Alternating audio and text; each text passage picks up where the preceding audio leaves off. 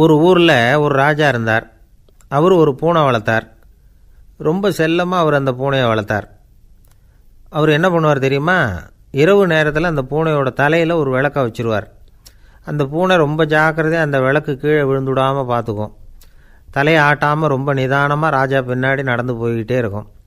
அந்த விளக்கு வெளிச்சத்தில் எல்லா வேலைகளையும் செஞ்சுருவார். கையில் ஒரு விளக்கை தனியாக எடுத்துகிட்டு போக வேண்டிய அவசியமே இல்லை. விளக்கை தூக்கிட்டு போகிற வேலையை அந்த பூனை பார்த்துக்கும். அதனால் ராஜாவுக்கு அந்த பூனை மேலே ரொம்ப பிரியம். மந்திரிகளையெல்லாம் கூப்பிட்டு அவங்கக்கிட்ட சொல்லுவார், பார்த்தீங்களா இந்த பூனை எவ்வளவு விசுவாசமாக நடக்குது, என் பேரில் எவ்வளவு மரியாதை பார்த்தீங்களா அதுக்கு அப்படிம்பார்.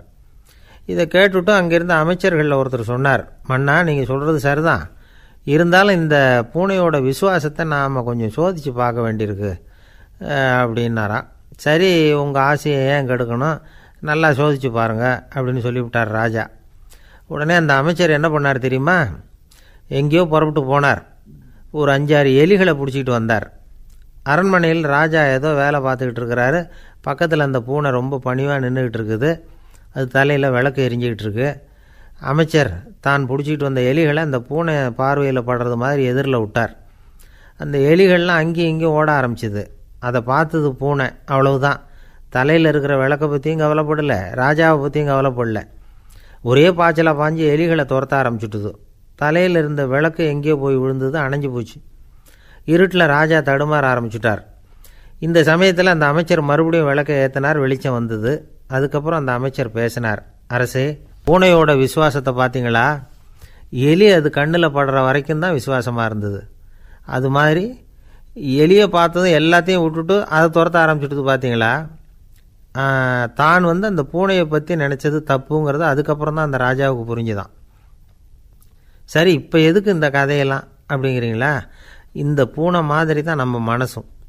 மனசை எவ்வளவு தான் பயிற்சி கொடுத்து பக்குவமாக வச்சுருந்தாலும் பார்க்குறதுக்கு பரமசாது மாதிரி தான் இருக்கும். பார்க்க வேண்டியதை பார்த்துட்டுதுன்னா பாஞ்சிரும். இந்த பூனை மாதிரி புலன் இன்ப பொருள்கள் கிட்டாத வரைக்கும் மனம் அடங்கி இருக்கிறது மாதிரி தான் தெரியும். கொஞ்சம் வாய்ப்பு கிடைச்சாலும் அது குதிக்க ஆரம்பிச்சிடும், தப்பு பண்ண ஆரம்பிச்சிடும். பெரிய பெரிய முனிவர்கள் வாழ்க்கையில் நடந்த வீழ்ச்சி இதை தான் நிரூபிக்குது. புலன்களின் ஆற்றல் அதிகம். அதனால் மனக்கட்டுப்பாடு பயிற்சிகளில் ரொம்ப எச்சரிக்கையாக இருக்கணுங்கிறார் சுவாமி சிவானந்தர். மது பழக்கத்தையே விட்டுவிட்டேன்னு உறுதியாக இருப்பான். கடை கண்ணில் பட்டுவிட்டதுன்னா கால் அவனை கேட்காமலே இழுத்துக்கிட்டு உள்ளே போயிடும். இதுதான் மனசுங்கிறது. அதுதான் அந்த ராஜா வளர்த்த பூனை. நம்மால் ஒருத்தன் அந்த ராஜா பூனை தலையில் விளக்க வச்சது மாதிரி இவன் தன்னுடைய தலையிலேயே ஒரு விளக்கை ஏற்றி வச்சுக்கிட்டு என்னத்தையோ தேட ஆரம்பித்தான். தேடிக்கிட்டு இருக்கிறான். தலையை ஆட்டாமல் நிதானமாக நடந்து ரொம்ப நேரமாக தேடிகிட்டு இருக்கிறான். அந்த சமயம் அங்கே வந்த ஒருத்தர், என்னத்தை தேடுறீங்கன்னு கேட்டார். அதுதான் மறந்து போச்சு அப்படின்னு இழுத்தான். சரி, கொஞ்சம் இப்படி உட்காருங்க, ஞாபகம் வந்ததும் தேட ஆரம்பிக்கலாம் அப்படின்னார் அவர். இவன் கொஞ்ச நேரம் உட்காந்து யோசித்தான். அப்புறம் திடீர்னு எழுந்திரிச்சான். ஞாபகம் வந்துட்டுதுன்னா. என்னன்னு கேட்டார். எங்கள் வீட்டில் இருந்த விளக்கை எங்கே வச்சேன்னு தெரியல, அதை தான் தேடிக்கிட்டு இருக்கிறேன், ஏற்றி வைக்கலாம்னு பார்க்குறேன் அப்படின்னா. ஒரு ராஜா இருந்தார். நாடு பூராவும் நிறைய மரங்களை நட்டு வளர்க்கணுங்கிறது அவரோட ஆசை. தானே அதுக்கு முன்மாதிரியாக இருக்கணும்னு நினச்சார். அரண்மனையை சுற்றி மரங்களை நட்டு வளர்த்தார். இதை பார்த்துட்டு ஜனங்களும் அவங்கவுங்க வீட்டை சுற்றி மரக்கன்றுகளை நட்டு வளர்த்தாங்க. கொஞ்ச காலத்தில் ஊர் பூரா பசுமையாக மாறிச்சு. எல்லாருக்கும் சந்தோஷமாக இருந்தது. இது ஒரு பக்கம் இருக்கட்டும். இப்போ நான் சொல்ல போகிற கதை வேறு. அதாவது அந்த ராஜா ஒரு நாள் தன்னுடைய அரண்மனையை சுற்றி இருக்கிற விதவிதமான மரங்களை எல்லாம் போய் பார்த்தார். எப்படி இருக்கிறீங்க அப்படின்னு ஒவ்வொரு மரத்துக்கிட்டையும் விசாரித்தாராம். எந்த மரமும் சந்தோஷமாக இருக்கிறதா தெரியல. அது அதுக்கும் மனசில் ஒரு குறை. முதல்ல ஆலமரத்துக்கிட்ட போனார். அது சொல்லிச்சு, மண்ணா, நான் நல்லா பெருசாக வளர்ந்துருக்கிறேன், அடர்த்தியாக இருக்கிறேன், கிளையெல்லாம் 4 பக்கமும் நல்லா படர்ந்து தான் இருக்குது, இருந்தாலும் எந்த பிரயோஜனமும் இருக்கிறதா தெரியல எனக்கு. என்னுடைய பழம்லாம் ரொம்ப சின்னதாக இருக்குது, என் கண்ணுக்கு சரியாக புறப்பட மாட்டேங்குது. நான் இருக்கிற சைஸுக்கு என்னுடைய கிளையில் இருக்கிற பழம்லாம் எவ்வளோ பெருசாக இருக்கணும், அது இத்தினூண்டு இருக்கிறது எனக்கு பெரிய அவமானமாக இருக்குது. இப்படி இங்கே நின்றுக்கிட்டு இருக்கிறதே ரொம்ப கூச்சமாக இருக்குது. ஒரு நல்ல புயல் வந்ததுன்னா பேசாமல் சாஞ்சு விடலாமான்னு பார்க்குறேன் அப்படின்னு புலம்புது ஆலமரம். சரி இருக்கட்டும்னு நினச்சிக்கிட்டு ராஜா அடுத்தபடியாக ஒரு அத்தி மரத்துக்கிட்ட போனார். அதுவும் புலம்ப ஆரம்பிச்சுட்டுது. நான் கூட பெரிய மரம் தான், இல்லை இலையெல்லாம் அழகாக தான் இருக்குது, பழம் அழகாக இருக்குது, இருந்தாலும் உள்ள விஷயம் இல்லையே, அத்தி பழத்தை புட்டு பார்த்தா அத்தனையும் சொத்தை அப்படின்னு பழமொழியே உண்டாயிட்டுதே. இப்படி ஒரு கெட்ட பேரோடு நான் இருக்கணுமா அப்படின்னு புலம்புது அது. சரி இது இருக்கட்டும் அப்படின்னு சொல்லி அடுத்தபடியாக வேப்ப மரத்துக்கிட்ட போனார். அது தன்னுடைய வேதனையை வெளியிட்டது. எனக்கு எவ்வளவோ மருத்துவ குணங்கள்லாம் இருக்கிறதா சொல்லிக்கிறாங்க, இருந்தாலும் என்ன பிரயோஜனம், என்னுடைய பழத்தை மனிதர்கள் யாரும் விரும்பி சாப்பிட்றது இல்லையே அப்படின்னுது. ராஜா அடுத்தாப்புல இருந்த ஒரு பனை மரத்துக்கிட்ட போனார். நான் நல்லா உயரமாக தான் வளர்ந்துருக்கிறேன், மற்ற மரங்கள்லாம் என்னை வந்து அண்ணாந்து தான் பார்க்கணும், இருந்தாலும் என்கிட்ட நிழலுக்காக யாரும் வந்து ஒதுங்கிறது இல்லையே அப்படின்னுது. என்ன இது எல்லா மரமும் இப்படி திருப்தி இல்லாமல் இருந்துக்கிட்டு இருக்குதே அப்படின்னு நினச்சிக்கிட்டே ராஜா அடுத்தபடியாக அங்கே இருந்த ஒரு பைன் மரத்துக்கிட்ட போனார். அழகாக உயரமாக பசுமையாக தான் இருந்தது, ஆனால் பழமோ பூவோ கிடையாது. அதை நினச்சி அது வருத்தப்பட்டுக்கிட்டு இருக்குது. ஓக் மரம் அது ஒன்று நின்றுட்டு இருந்தது. அது என்ன சொல்லிச்சுன்னா, இலை உதிர் காலத்தில் என் மேலே இருக்கிற எல்லா இலைகளும் உதிர்ந்து போடுது, முடி கொட்டின மனிதர்கள் மாதிரி மொட்டையாக நான் நிற்க வேண்டியிருக்குது, என்ன வாழ்க்கை இது அப்படின்னு சொல்லி அழுத்துக்கிட்டது. சரி புளிய மரம் என்ன சொல்லுது பார்ப்போம்னு அதுக்கிட்ட போனால், என்னுடைய நிழலில் யாருமே தங்க மாட்டாங்க, உடம்புக்கு சூடுன்னு ஒதுங்கி போயிடுவாங்க, அடிமரத்தை பார்த்திங்கன்னா பட்டையெல்லாம் உறிஞ்சி பார்க்குறதுக்கே கேவலமாக இருப்பேன் அப்படின்னுது அது.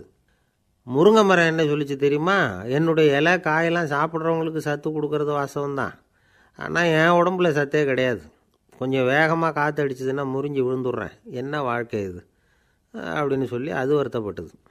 ராஜா யோசனை பண்ணார், என்ன இது மரங்கள் வந்து பூமியின் வரங்கள்னு சொல்கிறோம், மழை பெய்யறதுக்கு அதுதான் காரணம், பூமி செழிப்பாக இருக்கிறதுக்கும் அதுதான் காரணம், வீடு கட்டுறதுக்கு மரம், நாற்காலி செய்ய உபயோகப்படுத்துறதுக்கும் அதுதான் உபயோகப்படுது, மனுஷனுக்கு வேண்டிய ஆகாரங்களையும் கொடுக்குது, இப்படிலாம் இருந்தும் எல்லா மரமும் நிம்மதி இல்லாமல் இருந்துக்கிட்டு இருக்குதே அப்படின்னு நினச்சார்.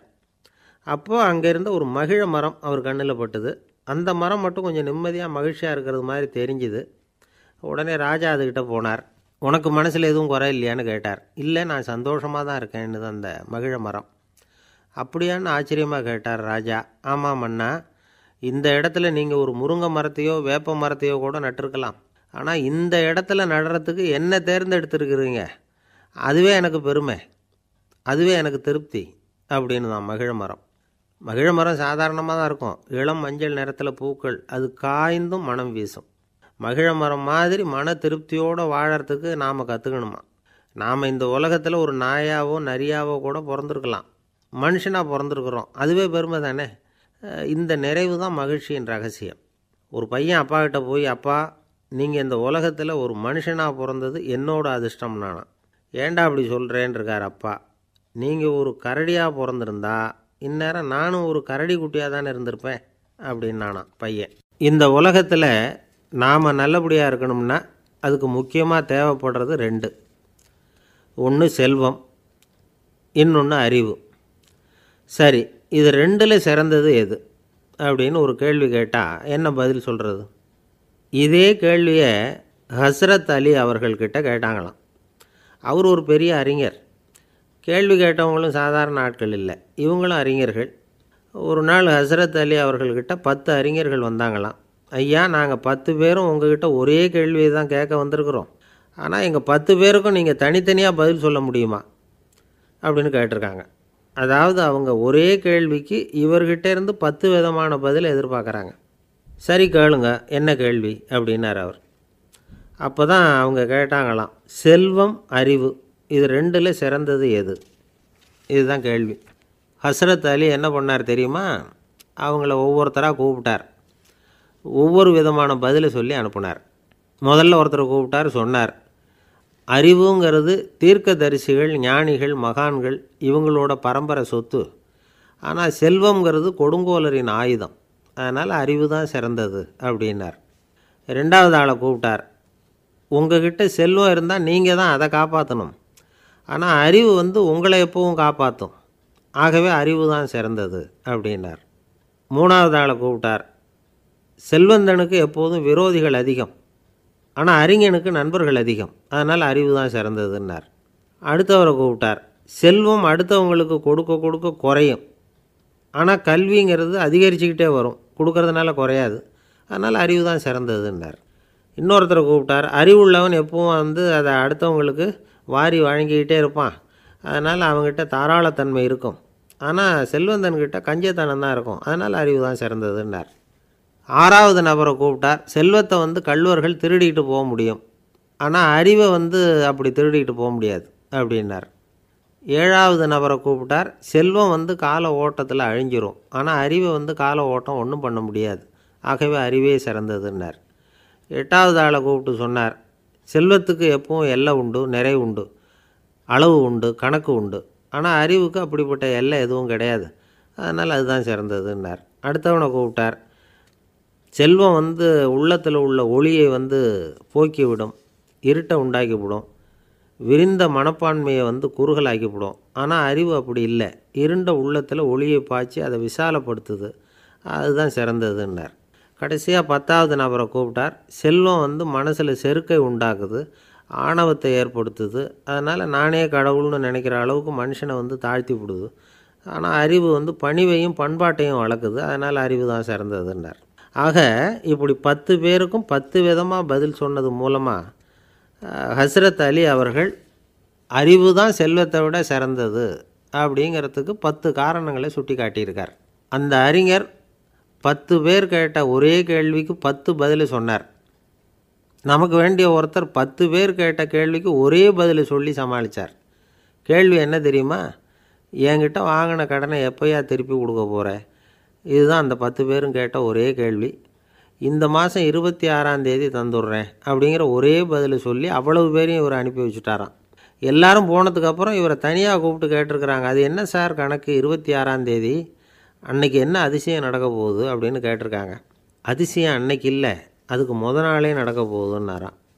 விவரமாக சொல்லுங்கன்னு இருக்காங்க. வேறு ஒன்றும் இல்லைங்க, 26ஆம் தேதி தானே எல்லாரையும் வர சொல்லியிருக்கிறேன், அதுக்கு நாளே நான் புறப்பட்டு தலைமறைவாயிட போகிறேன் அப்படின்னாராம் ரொம்ப பெருமையாக. துருக்மேனியாவில் அஷ்காபாத் அப்படின்னு ஒரு நகரத்தில் ஒரு புவியியல் விஞ்ஞானி இருந்தார். அவர் ஒரு நாய்க்குட்டி வளர்த்தார். ஒரு நாள் முன்னிரவு நேரம் ஒரு மேஜைக்கு முன்னாடி உட்காந்து அந்த விஞ்ஞானி ஏதோ கணக்கு போட்டுக்கிட்டு இருக்கிறார். அவருக்கு ஒரு சின்ன பெண் குழந்தை, அது தொட்டிலில் தூங்கிட்டு இருக்குது. அந்த நாய்க்குட்டியும் ஒரு மூலையில் படுத்து அது பாட்டுக்கு தூங்கிட்டு இருந்தது. ஒரே அமைதி. அந்த நேரத்தில் திடீர்னு அந்த நாய்க்குட்டி துள்ளி எழுந்திரிச்சிது, நேராக குழந்தைகிட்ட ஓடிச்சு. அந்த குழந்தைய அது போட்டிருந்த ட்ரெஸ்ஸோடு சேர்த்து கவ்வி தூக்குச்சு. தூக்கிக்கிட்டு வாசல் பக்கம் ஓடிச்சு. நாய்க்குட்டி குழந்தைய கவ்வி தூக்க முடியுமாங்கிற சந்தேகம் உங்களுக்கு இல்லையா? நீங்கள் வந்து நம்மூர் நாய்க்குட்டியவே பார்த்து பழக்கப்பட்டிருக்கீங்க, அதனால் நம்புறதுக்கு சிரமமாக இருக்கும். அந்த ஊர்லெலாம் அது வந்து ரொம்ப ஸ்ட்ராங்காக இருக்கும், ஒரு ஏதோ கண்ணுக்குட்டி மாதிரி இருக்கும். விஞ்ஞானி அதை பார்த்துட்டார். உடனே அந்த நாய்க்கு வந்து வெறி பிடிச்சிட்டுதுன்னு முடிவு பண்ணிவிட்டு தன்னோட கை துப்பாக்கியை எடுத்துக்கிட்டு ஓடி வந்தார். அவர் வெளியில் வந்து நாய்க்குட்டி எங்கே அப்படின்னு பார்த்து தேடுறார். அந்த நேரத்தில் அந்த வீடு வந்து இடிஞ்சு விழுது. காரணம் பூமி அதிர்ச்சி. இப்படி பூமி அதிர்ச்சி உண்டாக போகுதுங்கிறது அந்த நாய்க்குட்டிக்கு முன்னாடியே தெரிஞ்சு போச்சு. அதுதான் குழந்தைய தூக்கிட்டு வெளியில் ஓடி வந்திருக்குது. அது மூலமாக அந்த குடும்பத்தையே காப்பாற்றிருக்குது அந்த நாய்க்குட்டி. இந்த சம்பவம் நடக்கிறதுக்கு 3 நாளைக்கு முன்னாடியே சில பிராணிகளுக்கு இப்படி நடக்க போகுதுங்கிறது தெரிஞ்சிருக்குதான். ஆமாம், அந்த நகரத்தில் 3 நாளைக்கு முன்னாடியே பாம்பு, பல்லி இதெல்லாம் அது தங்கியிருந்த வலையை விட்டு வெளியில் ஓடி வந்துட்டுது. அதே மாதிரி அங்கே இருந்த புறாவெல்லாம் பறந்து போயிடுச்சான். இதே மாதிரி யுகோஸ்லோவியாவில் கூட ஒரு நகரம், அங்கே ஒரு நாள் ராத்திரி ஒரு மிருக காட்சி சாலையில் திடீர்னு ஒரு பெரிய கலவரம், கூச்சல், குழப்பம். அங்கே இருந்த கழுதை, புலி, யானை, பறவை எல்லாம் கண்ணாபின்னான்னு கத்த ஆரம்பிச்சுட்டுது. நேர் யானை அதுக்குன்னு போடப்பட்டிருந்த தடுப்பையே தாண்டி குதித்து வெளியில் வந்துட்டு தான்.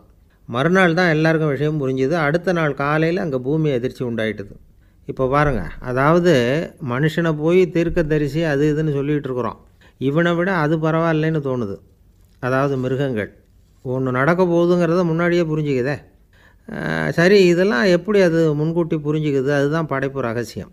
அதை கண்டுபிடிக்கிறதுக்கு தான் மனுஷன் வந்து ஆராய்ச்சி பண்ணிகிட்டு இருக்கிறான். விஞ்ஞானிகளோட ஆராய்ச்சியெல்லாம் ஒரு பக்கம் இருக்கட்டும், வீட்டுக்குள்ளேயே சில ஆராய்ச்சி பண்ணி பாருங்களேன். இப்போ சில யோசனை சொல்லி அதை சோதனை பண்ணி பாருங்க அப்படின்னு ஒருத்தர் சொன்னாராம். அதாவது இப்போ மழை வருமா வராதா அப்படின்னு தெரிஞ்சுக்கணுமா, உடனே ஒரு பூனைக்குட்டி பின்னாடியே மெதுவாக போய் அது என்ன செய்யுதுன்னு கவனித்து பார்க்கணும்.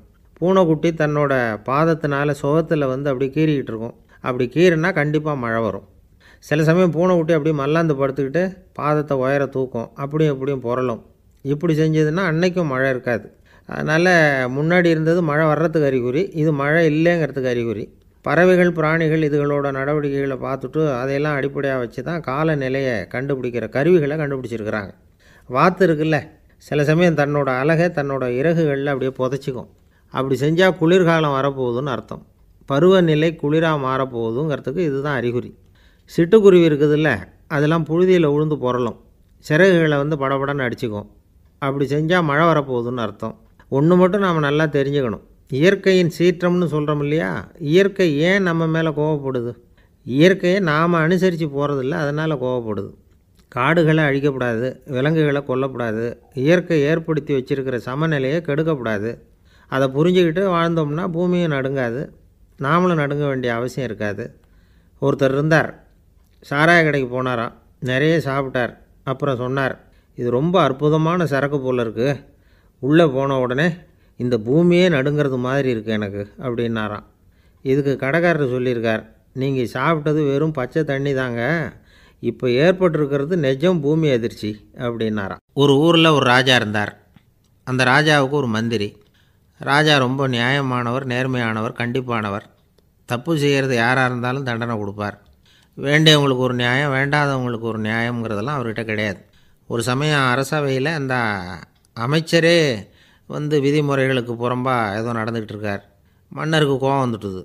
உடனே அந்த அமைச்சரை கிட்டத்தில் கூப்பிட்டு அவர் கன்னத்தில் ஓங்கி ஒரு அறை கொடுத்துட்டாராம். உடனே அந்த அமைச்சர் என்ன பண்ணார் தெரியுமா, நேராக போனார், அங்கே நின்றுக்கிட்டு இருந்த இன்னொருத்தர் கன்னத்தில் ஓங்கி அரைஞ்சார். அறை வாங்கினவர் திகைச்சு போயிட்டார்.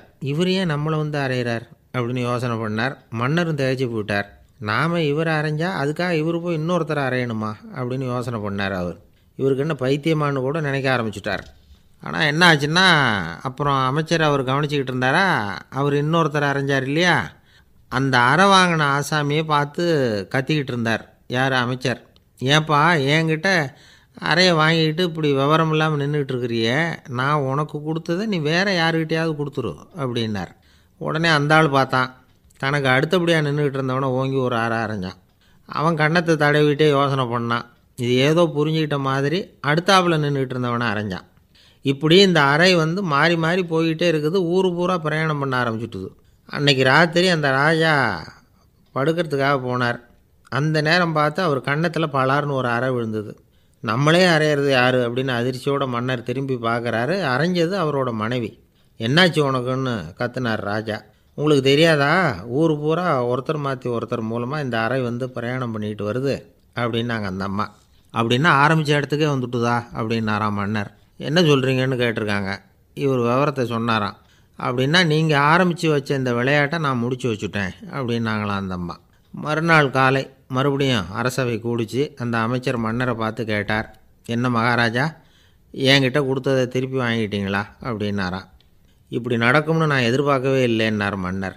ஆனால் நான் எதிர்பார்த்தேன், அது எங்கே போயிட போகுது, ஊர் பூரா சுற்றி கடைசியில் உங்ககிட்ட தான் வந்து சேரும் அப்படிங்கிறது எனக்கு தெரியும் அப்படின்னாராம் அமைச்சர். இந்த கதை வந்து வேடிக்கையாக இருந்தால் கூட இதில் உள்ள கருத்து முக்கியமானது. இந்த உலகத்தில் பல கருத்துக்கள் இப்படி தான் மாறி மாறி சுற்றி வந்துக்கிட்டே இருக்குது. நம்மளும் ஒருத்தன் தன்னுடைய நண்பன் ஒருத்தனை கடத்தெருவில் பார்த்தான். உடனே ஓடி போய் பலார்னு ஒரு அறை கொடுத்தானான். அவன் கன்னத்தை தடவிட்டு ஏன்டா என்ன அரைஞ்சேன்னு கேட்டிருக்கான். நீ ஏன்டா என்னை முட்டாள்னு என் மனைவிட்ட போய் சொன்னேன் அப்படின்ட்டுருக்கான் அவன். உன்னை ஒரு முட்டாள்னு சொன்னதுக்காகவா நீ என்ன அரைஞ்சே அப்படின்னு கேட்டிருக்கான் இவன். டேய், நான் அதுக்காக அறையலப்பா, அது ஒரு பெரிய ரகசியம், நான் முட்டாளுங்கிறது. அந்த ரகசியத்தை நீ வந்து ஏன் எங்கள் வீட்டில் போய் சொன்னேன், அதுக்காக தான் அரைஞ்சேன் அப்படின்னு நான் அவன். பக்தின்னு சொல்கிறோம் இல்லையா, அது வந்து 3 வகைப்படும் அப்படிங்கிறார் ஒரு பெரியவர். அது என்ன 3 வகைன்னா, தெய்வ பக்தி, அடியார்கள் பக்தி, குரு பக்தி. அடியார் பக்தியை விட தெய்வ பக்தியை விட குரு பக்தி தான் ரொம்பவும் சிறந்ததுங்கிறார் அவர்.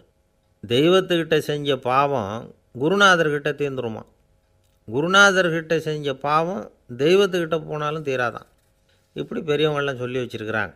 ஒரு காடு, அங்கே அயோத தௌமியர் அப்படின்னு ஒரு தபோதனர், அவர் பல மாணவர்களை ஒன்றா சேர்த்து ஒரு குருகுலம் நடத்திக்கிட்டு இருக்கிறார். பல தரப்பட்டவங்க பல திறப்பட்டவங்க மாணவர்கள் அதில் சேர்ந்து படிச்சுக்கிட்டு இருக்கிறாங்க. பாஞ்சால ராஜகுமாரன் ஒருத்தனும் அந்த குருகுலத்தில் சேர்ந்து படிச்சுக்கிட்டு இருக்கிறான். அவன் பேர் ஆருணி. பெரிய இடத்து புள்ள, இருந்தாலும் படுப்பில் ரொம்ப கெட்டிக்காரனாக இருந்தான். அவன் தான் அங்கே முதல் மாணவன். ஒரு நாள் குருநாதர் அந்த அரசகுமாரனை கூப்பிட்டார். நம்ம குருகுலத்துக்கு சொந்தமான வயலில் தண்ணீர் பெருகி வெள்ளம் வந்து பயிரை வந்து அழிக்குதான், அதனால் நீ போய் மடையை அடைச்சிட்டு வந்துரு அப்படின்னார். அந்த அரசகுமாரன் உடனே புறப்பட்டான். குருநாதர் சொல்லிட்டார்ல, உடனே புறப்பட்டான். நான் பெரிய இடத்து பிள்ளையாச்சே, ராஜகுமாரனாச்சே, ரொம்ப செல்வாக்கோடு வளர்ந்தவனாச்சே, நான் போய் வயலில் இறங்கி வேலை செய்கிறதா அப்படின்னுலாம் அவன் நினைக்கல. குருநாதர் கட்டளையை நிறைவேற்ற வேண்டியது நம்ம கடமை அப்படின்னு நினச்சான்.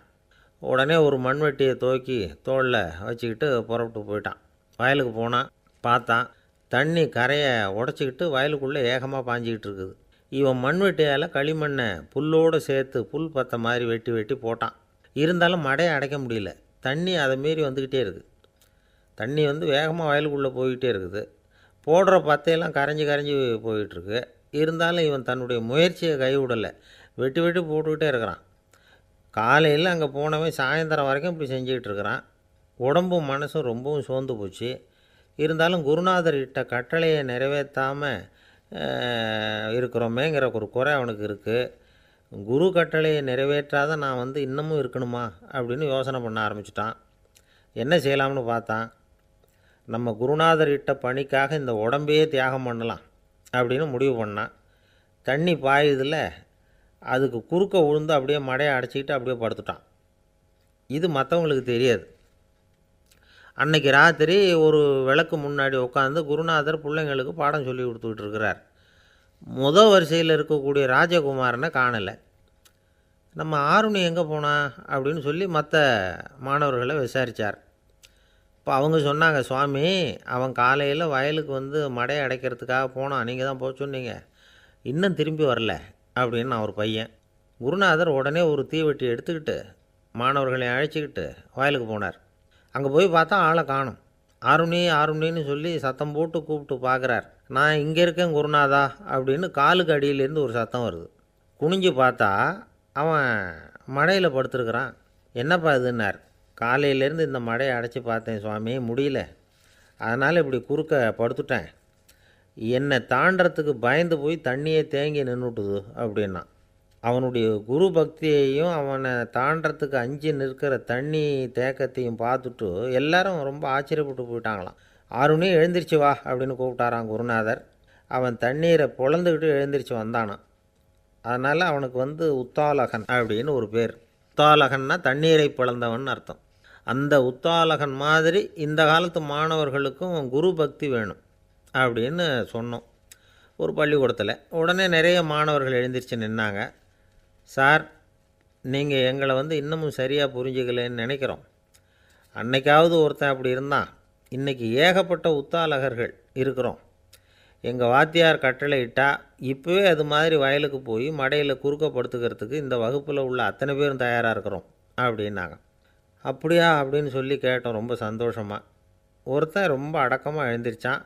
அப்புறம் சொன்னான், ஆமாம் சார், வகுப்பில் இவர் நடத்துகிற பாடத்தை கேட்டுக்கிட்டு இருக்கிறத விட பேசாமல் போய் மடையில் படுத்துடுறது ஒன்றும் கஷ்டமான காரியமாக இருக்காது, அதனால தான் எல்லோரும் அங்கே போகிறேன்னு சொல்கிறோம் அப்படிங்கிறான். ஒரு இலக்கிய கூட்டம் ஏற்பாடு பண்ணியிருக்கிறோம், நீங்கள் அவசியம் அதில் பேசணும் அப்படின்னு கேட்டுக்கிட்டார் ஒருத்தர். வேணாங்க, 4 பேருக்கு முன்னாடி நிற்கிறதுனா எனக்கு ரொம்ப கூச்சமாக இருக்கும் அப்படின்னார் இவர். ஏன் சார் இன்னமும் குழந்த மாதிரி கூச்சப்படுறீங்களே அப்படின்னார் அவர். அவரை ஒரு மாதிரியாக சமாளித்து அனுப்பி வச்சுட்டு அதுக்கப்புறம் அதை பற்றி இவர் யோசித்து பார்த்துருக்கார். சில நிபுணர்கள் எழுதியிருக்கிறத படித்தும் பார்த்துருக்கிறார். மனோதத்துவ நிபுணர்கள் என்ன சொல்கிறாங்க தெரியுமா? 10லேருந்து 20% குழந்தைகள் பிறக்கிறப்பவே கூச்ச சுபாவம் கொண்டதாக தான் இருக்குதான். ஒரு தாத்தா தன்னோட பேர பிள்ளைய ஆசையாக கூப்பிடுறார் விளையாட்டு காட்ட, அதை அழுதுகிட்டு ஓடி போகுது. ஒரு அம்மா தன்னோட பிள்ளைய பள்ளிக்கூடத்தில் சேர்க்கறதுக்காக கூப்பிட்டுக்கிட்டு போகிறாங்க. அந்த புள்ள அம்மாவோட முந்தானையில் ஒளிஞ்சிக்கிட்டு வெளியில் வரமாட்டேங்குது. இவங்களெல்லாம் எப்படி சமாளிக்கிறது? குழந்தைகளோட கூச்ச சுபாவத்தை போக்குறது எப்படி? இதுக்கு நிபுணர்கள் சில யோசனைகளை சொல்லியிருக்கிறாங்க. மற்றவங்களுக்கு முன்னாடி என் பையனுக்கு கூச்சம் ரொம்ப அதிகம் சார், மற்றவங்க பார்த்தா ரொம்ப வெக்கப்படுறான், இப்படி சொல்கிற அப்பாக்கள் உண்டு. என் பையன் புது மனுஷாலை பார்த்தா அட்டையாக ஒட்டிக்குவான் சார் அப்படின்னு சொல்கிற அப்பாக்களும் உண்டு. இப்படிலாம் குழந்தைகளுக்கு முத்திரை குத்துறது ரொம்ப தப்பான். புதுசாக யாராவது வீட்டுக்கு வந்தால் குழந்தை தானாக தன்னோட கூச்சத்தையும் பயத்தையும் போக்கிக்கிட்டு சகஜமாக மாறி வர்றதுக்கு வாய்ப்பு கொடுக்கணுமா. ஒரு கூட்டத்துக்கோ அல்லது சொந்தக்காரங்க கல்யாணத்துக்கோ குழந்தைய அழைச்சிட்டு போகிறீங்க, அங்கே போய் கட்டாயப்படுத்தி குழந்தைய மற்றவங்க கிட்ட பேச சொல்லக்கூடாது. சில சமயம் குழந்தை தானாக தன்னுடைய கூச்ச சுபாவத்தை விட்டு பேசுகிறதுக்கு முன் வந்தால் அதை பாராட்டணும். குழந்தை கலகலப்பு இல்லாமல் மௌனமாக இருந்ததுன்னா அதையும் கண்டுக்கக்கூடாது. குழந்தை பேச ஆரம்பித்தா அதை ஆர்வத்தோடு கவனிக்க தெரியணும். கலந்து உரையாடுற பழக்கத்தை வீட்லேயே ஆரம்பிக்கலாம்.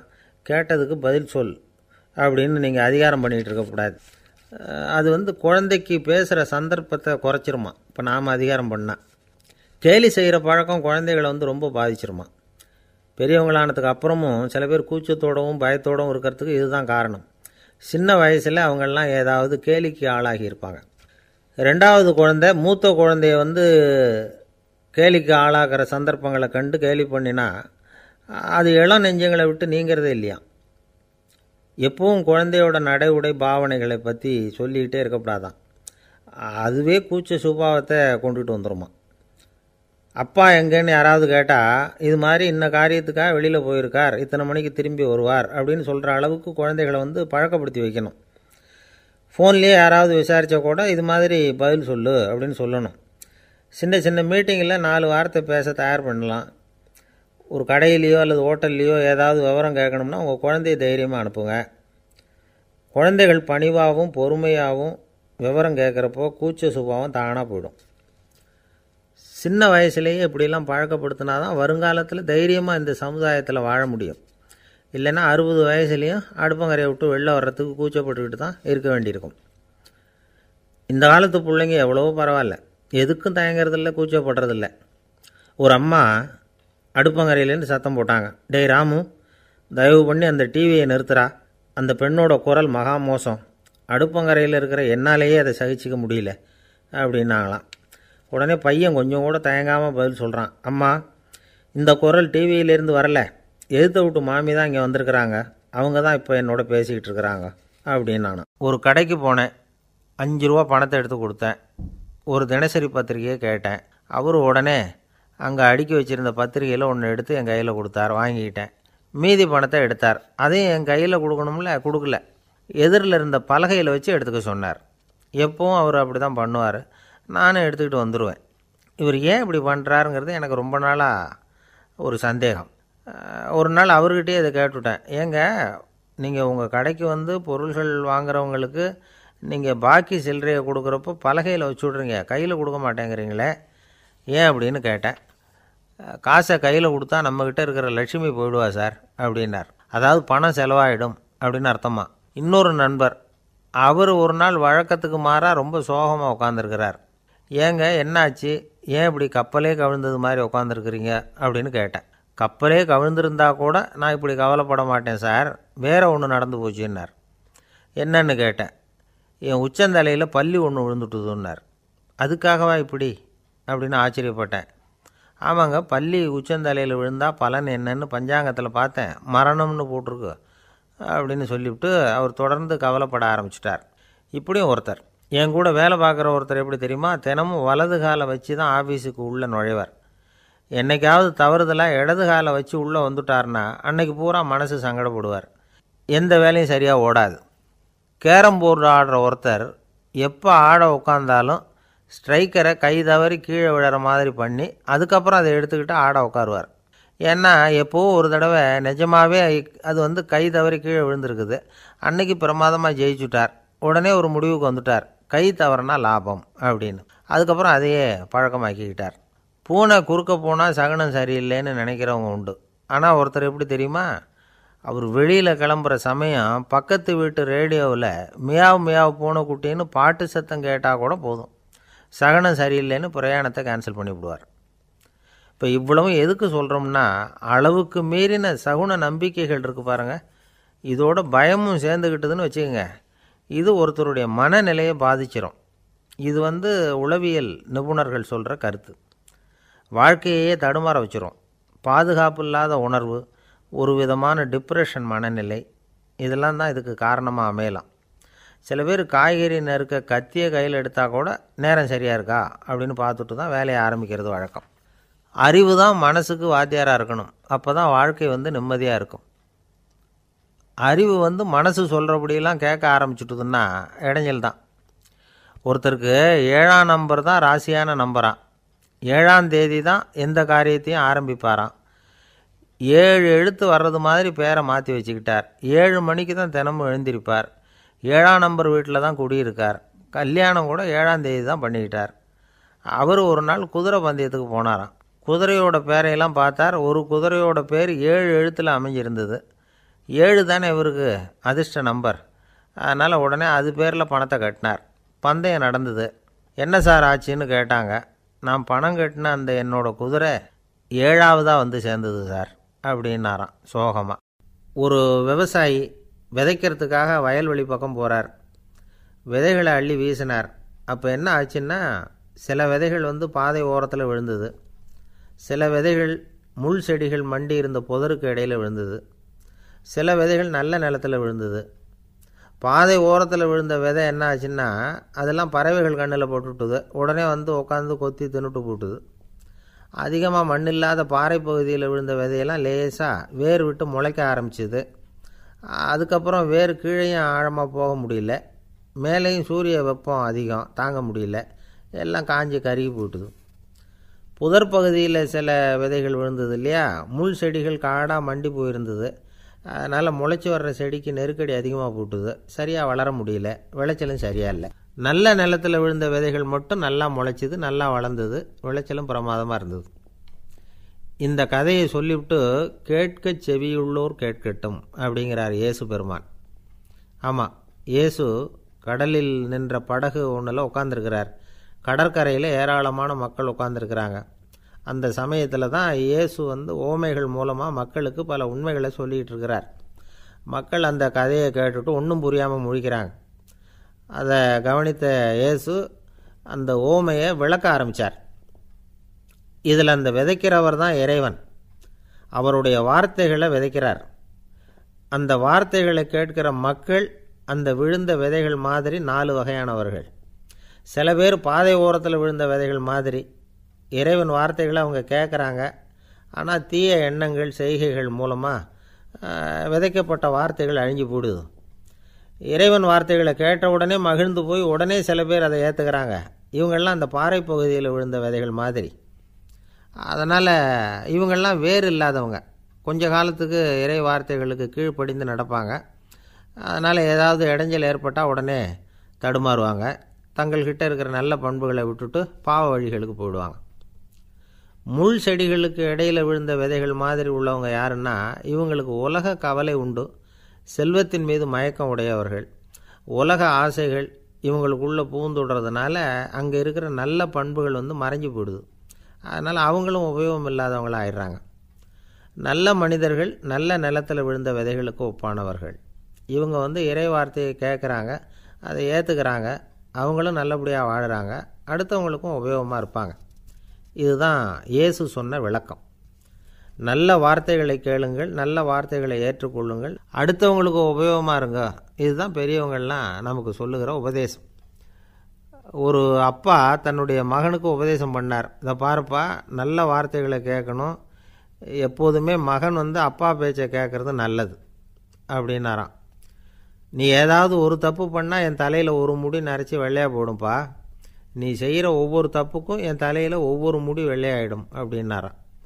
பையன் யோசித்தான், அப்பா இப்போ தான் எனக்கு புரியுது, தாத்தாவோட தலைமுடி பூராவும் வெள்ளையாக இருக்கிறதுக்கு என்ன காரணங்கிறது எனக்கு இப்போ தான் புரியுது அப்படின்னானா. ஜவஹர்லால் நேரு பிரதமராக இருந்த சமயம் அவர் ஒரு தடவை சென்னைக்கு வந்திருக்கிறார். இங்கே சில முக்கிய நிகழ்ச்சிகளில் கலந்துக்கிறதுக்காக வந்திருந்தார். ஆளுநர் மாளிகையில் ஒரு நாள் ராத்திரி தங்கி மறுநாள் புதுடெல்லி புறப்படுறதாக ஏற்பாடு. நிகழ்ச்சியிலெல்லாம் முடிச்சுக்கிட்டு ஆளுநர் மாளிகையில் தங்கியிருக்கிறார். அன்றைக்கு இரவு படிக்கிறதுக்கு ஒரு முக்கியமான புத்தகம் அவருக்கு தேவைப்பட்டது. அந்த சமயத்தில் உலக அளவில் ஒரு முக்கியமான பொருளாதாரம் சம்பந்தமான ஒரு புத்தகம் வெளியாகி இருக்கிற விஷயம் அவருக்கு தெரியும். அந்த புத்தகம் மெட்ராஸுக்கு வந்திருக்குமா, அது இங்கே கிடைக்குமா அப்படின்னு விசாரிச்சிருக்கிறார் நேருஜி. அவர் இப்படி கேட்ட உடனே அங்கே இருந்தவங்கள்லாம் ரொம்ப பரபரப்பாக செயல்பட ஆரம்பிச்சுட்டாங்க. முக்கியமான இடங்கள்ல எல்லாம் விசாரிச்சிருக்கிறாங்க, அந்த புத்தகம் உங்கள்கிட்ட இருக்கான்னு. சென்னையில் உள்ள கன்னிமாரா நூல் நிலையத்துக்கு எப்படியும் அந்த புத்தகம் வந்திருக்கணும் அப்படின்னு ஒரு நம்பிக்கை. அங்கே விசாரித்தாங்க. அந்த புத்தகம் 2 நாளைக்கு முன்னாடி தான் அங்கே வந்திருக்குது அப்படிங்கிற விஷயம் தெரிஞ்சுது. உடனே எல்லோரும் அங்கே ஓடினாங்க. அவங்களுக்கு இன்னொரு சந்தேகம், புத்தகம் வந்திருக்கு சரி, அது இந்த சமயத்தில் வேறு யாரும் படிக்கிறதுக்கு எடுத்துகிட்டு போயிருக்கக்கூடாதே அப்படிங்கிற சந்தேகம். இருந்தாலும் மனசுக்குள்ளே ஒரு தைரியம், இப்படி ஒரு புத்தகம் வெளிவந்திருக்கிற விஷயமே நேருஜி சொல்லி தான் நமக்கே தெரியும். அதுவும் இல்லாமல் உலக பொருளாதாரம் சம்பந்தமான ஏதோ ஒரு புத்தகம் அது. அதை போய் இந்த நேரத்தில் அவ்வளவு ஆர்வமாக யார் எடுத்துகிட்டு போயிட போகிறாங்க அப்படிங்கிற தைரியம். இந்த தைரியத்தோடு அந்த நூல் நிலையத்துக்கு ஓடினாங்க. புத்தகத்தை தேடினா அது கிடைக்கல. யாரோ எடுத்துகிட்டு போயிருக்கிறாங்க. நேருவுக்கு மட்டுமே தெரிஞ்சிருந்த அந்த புத்தகம் பற்றின விஷயம் சென்னையில் வேற ஒருத்தருக்கும் தெரிஞ்சிருக்குது. உடனே எல்லோரும் பரபரப்பாக அந்த அதுக்குன்னு இருக்கிற ரிஜிஸ்டர் இருக்குல்ல, பதிவேடு, அதை புரட்டி பார்க்குறாங்க யார் எடுத்துகிட்டு போகிறாங்கன்னு தெரிஞ்சுக்கிறதுக்காக. எடுத்துகிட்டு போனவங்க அதில் கையெழுத்து போட்டிருப்பாங்கல்ல, அதை பார்த்து யாருன்னு தெரிஞ்சுக்கலாம் அப்படிங்கிறதுக்காக தான் அதை புரட்டுறாங்க. அதோ அந்த புத்தகத்தோட பேர் பக்கத்தில் அதை எடுத்துக்கிட்டு போனவங்க கையெழுத்து உத்து பார்க்குறாங்க எல்லாரும். அதில் போட்டிருக்குது பேர் CN அண்ணாதுரை அப்படின்னு எழுதியிருந்தது. அவர் தான் பேரறிஞர் அண்ணா. நேரு படிக்க விரும்பின ஒரு புத்தகத்தை அதே நேரம் படிக்க விரும்பின இன்னொரு தலைவர் இவர். படிக்கிறதுல அவருக்கு இருந்த ஆர்வத்தை நாம் தெரிஞ்சுக்கணும்னா அதுக்கு எவ்வளவோ சம்பவங்கள் இருக்குது. கடைசி காலத்தில் அவர் அடையாறு மருத்துவமனையில் படுத்திருக்கிறார். அவருக்கு ஒரு முக்கியமான அறுவை சிகிச்சை செய்ய வேண்டியிருக்குது அவசரமாக. அமெரிக்காவிலேருந்து டாக்டர் மில்லர் வந்திருக்கிறார். அவர்கிட்ட கேட்குறார், டாக்டர் நாளைக்கே அறுவை சிகிச்சை செய்ய போகிறீங்களா அப்படின்னு. ஆமாங்கிறார் டாக்டர் மில்லர். நாளைக்கு மறுநாள் செஞ்சுக்கிறேனே அப்படின்னாரான் அண்ணா. ஏன் ஏதாவது நாள் பார்க்குறீங்களான்னு கேட்டிருக்கார். இல்லை, ஒரு புத்தகத்தை படிச்சுக்கிட்டு இருக்கிறேன், அதை நாளைக்குள்ளே முடிச்சிருவேன், அதுக்கப்புறம் நான் இறந்தாலும் கவலை இல்லை அப்படின்னாரான் இவர். அவர் தான் அறிஞர் அண்ணா. சங்ககால நூல்கள்லேருந்து சமீபத்தில் வந்த நூல்கள் வரைக்கும் எல்லாம் அவர் படிச்சிருக்கிறார். ஒரு திருமண விழாவில் அவர் பேசும்பொழுது சொன்ன விஷயம் இது. சங்க காலத்தில் காதலியை மணக்க விரும்புகிறவனுக்கு அவனுடைய தந்தை வீர சோதனைகள்லாம் வைப்பார்.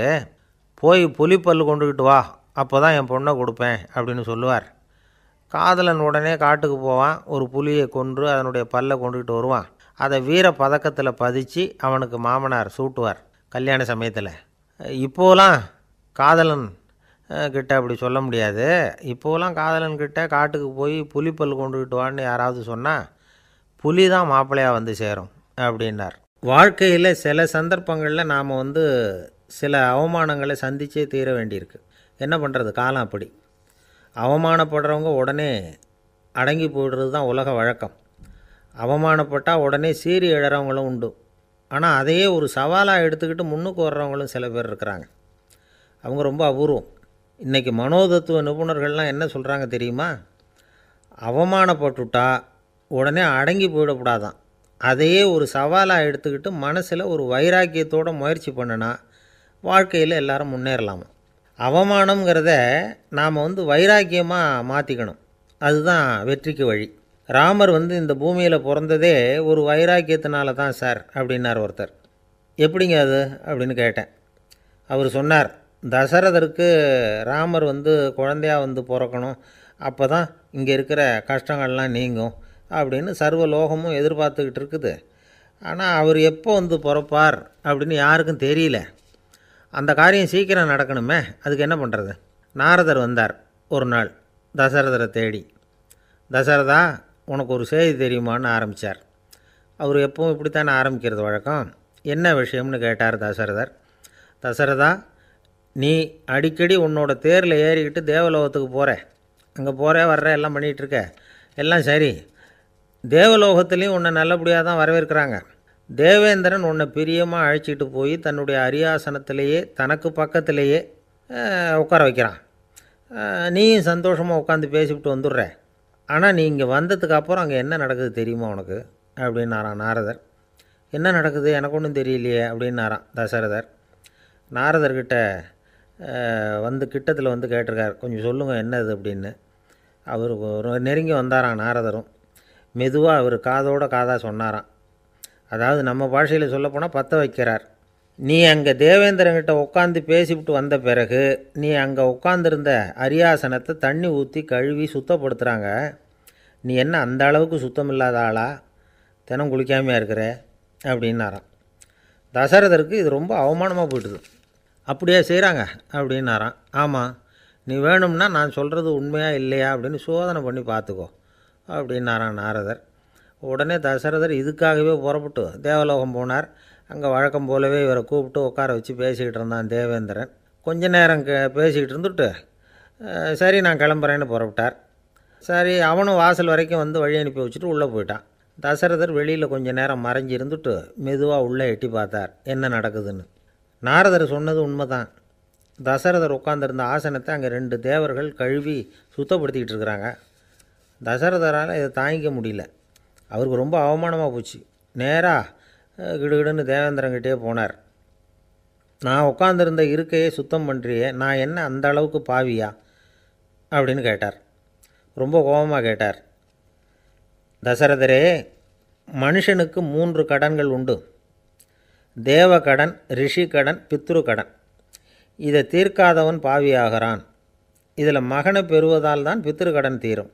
உனக்கு மகன் கிடையாது, அதனால் நீ பாவியாகிற. பாவி உட்காந்துருந்த இடம்ங்கிறதுனால அதை சுத்தம் செய்ய வேண்டியது எங்கள் கடமை அப்படின்னு நானும் தேவேந்திரன். இந்த இடத்துல தசரதருக்கு ஏற்பட்ட அவமானம் ஒரு வைராக்கியமாக மாறிச்சு. தேவேந்திரனே கேட்டுக்கோ, ஒரு மகனை பெற்ற பிறகு தான் இந்த சபையில் மறுபடியும் அடி எடுத்து வைப்பேன் அப்படின்னு சொல்லிவிட்டு போயிட்டாராம். போய் புத்திர காமேஷ்டி யாகம் பண்ணார். புத்திரர்கள் பிறந்தார்கள். இந்த கதையில் உள்ள கருத்து என்னென்னா, தேவேந்திரன் தசரதரை அப்படி அவமானப்படுத்தலைன்னா அவருக்கு இப்படி ஒரு வைராக்கியம் பிறந்திருக்குமா யோசித்து பார்க்கணும். நமக்கு ஏற்படுகிற சில அவமானங்களையும் வைராக்கியமாக மாற்றிக்குவோம். அப்படி மாற்றிக்கிட்டோம்னா வாழ்க்கையில் வந்து முன்னேறலாம். நம்ம ஆளுங்க சில பேர் அவமானத்தை வந்து வைராக்கியமாக மாற்றிக்கிறது எப்படி தெரியுமா? நம்மக்கிட்ட ஒரு பையன் சொன்னான், எங்கள் அப்பா என்னை எல்லாருக்கும் முன்னாடி வச்சு திட்டிவிட்டார், பொறுப்பு இல்லாமல் ஊர் சுற்றுறேன்னு சொல்லி அவமானப்படுத்தி விட்டார்.